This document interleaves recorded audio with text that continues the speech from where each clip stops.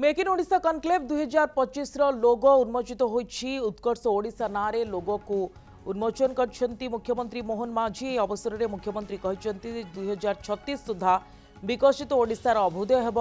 शिल्प समृद्ध भारत में ओडिशा विकास एक प्रमुख क्षेत्र। निवेशकारी मानक प्रथम पसंद भाव में परिचय हासिल करिछि ओडिशा।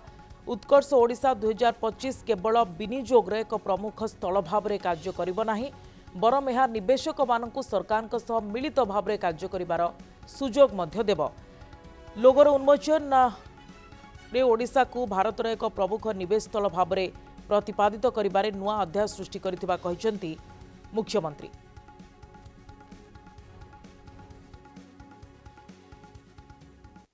आम ओडिशा को शिल्प क्षेत्र रे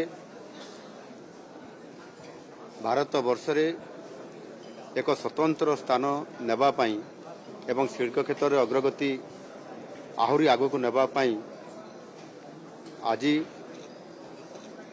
जो शिल्प नीति आधार रे जो स्वतंत्र कार्यक्रम आमर आगामी दिन में मध्य हबार अछि एवं सेथि पाई आज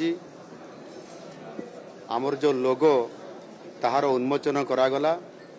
उत्कर्ष Odisha make in Odisha conclave 2025 एवं आगामी दिन में स्वतंत्र भाव में आमर जो ये कार्यक्रम रूपरेख अच्छी परवर्ती पर्यायर आपण मानक सब जन दिज्व। आगामी 2025 एवं ये 2024 एंडिंग भितर अनेक कार्यक्रम आम रखीचु।